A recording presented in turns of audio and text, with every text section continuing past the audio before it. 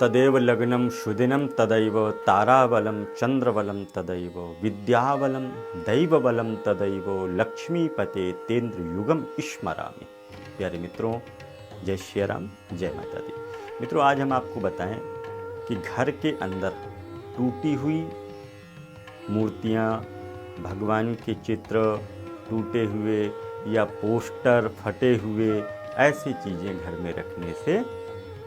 दिक्कतें आती हैं। आइए इसी विषय पे आज हम आपसे करते हैं चर्चा। यदि घर में कोई भी टूटी हुई तस्वीर, जैसे तीर्थ यात्रा गए, फोटो लेकर के आए देवी देवताओं की और वह टूट गई, तो वास्तु के अनुसार यह एक दोष उत्पन्न करती है। तो आपको करना क्या है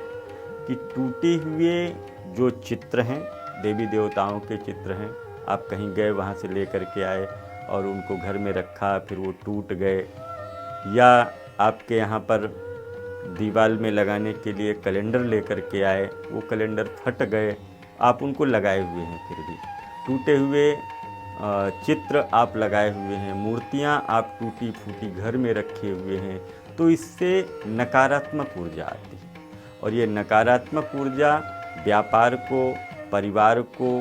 कष्टमय कर देती है। तो इसलिए ध्यान ये रखिएगा, देवी देवताओं के पुराने जो चित्र हैं वो टूट गए हैं, फट गए हैं, जर्जर हो गए हैं, कैलेंडर हैं फट गए हैं, बेकार हो गए हैं, आप इधर उधर कूड़े में उनको मत फेंकिएगा, या तो उनको जल में प्रवाहित करिएगा किसी तालाब इत्यादि में जा कर के,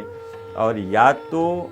कहीं पे आप गड्ढा खोद करके और उसके अंदर उन चित्रों को, उस कैलेंडर को, जो भी है उनको रख करके ऊपर से आप मिट्टी डाल दीजिएगा, बंद कर दीजिएगा। इससे क्या होगा, एक तो जल प्रदूषण भी नहीं होगा, जल में आप विसर्जन करने जाएंगे तो वहाँ पे जल प्रदूषण होता है, तो उस जल प्रदूषण से भी बचेंगे, और दूसरा आपकी मूर्तियाँ जो हैं किसी को पैर भी नहीं लगेगा। तो इसलिए गड्ढा खोदने के बाद में मूर्तियों को उसके अंदर रख करके ऊपर से मिट्टी बंद कर दीजिएगा। कुछ समय के बाद वह जो मूर्तियां हैं, जो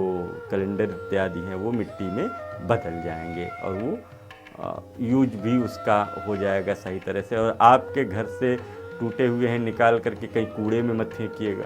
कूड़े में फेंकते हैं तो भी दिक्कत, क्योंकि उसमें देवी देवताओं के चित्र हैं, तो आपको इन बातों का भी ध्यान रखना चाहिए। तो ऐसे छोटे छोटे वास्तु के जो टिप्स हैं उनको मैं बताने का प्रयास करता हूं, जिससे जनमानस लाभान्वित हो और उसको थोड़ी सी समझ भी आवे कि हम अपने घर में टूटे हुए चित्र ना रखें, फटे हुए कैलेंडर इत्यादि ना रखें, फ़ोटो फटी हुई जो है उनको ना रखें, जो जीर्ण शीर्ण हो गई हैं उनको हम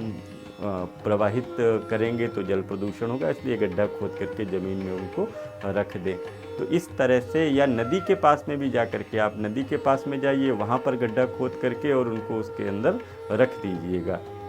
और ऊपर से मिट्टी डाल दीजिएगा। जब जल उसमें जाएगा तो स्वतः ही गल जाएंगी। तो मित्रों, छोटे छोटे से टिप्स मैं आपको बताने का प्रयास करता हूँ और इससे आप सभी लोग लाभान्वित भी हो रहे हैं। तो अधिक जानकारी के लिए आप हमसे संपर्क भी कर सकते हैं, स्क्रीन पे हमारे नंबर भी चल रहे होते हैं, और किसी भी तरह का पूजा पाठ, यज्ञ अनुष्ठान के लिए भी आप संपर्क कर सकते हैं। देश विदेश में बैठे हुए मेरे जो भक्त हैं वो भी लाभान्वित होते हैं और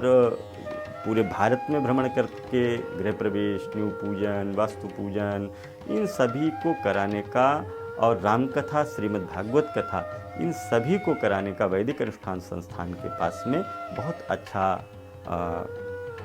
मतलब ब्राह्मण इत्यादि भी हैं, और वो सभी लोग इस कार्य को बड़ी विधिवत रूप से संपन्न कराते हैं। पुनः मिलते हैं एक नए वीडियो में, तब तक के लिए दीजिए इजाज़त। जय माता दी, जय माता।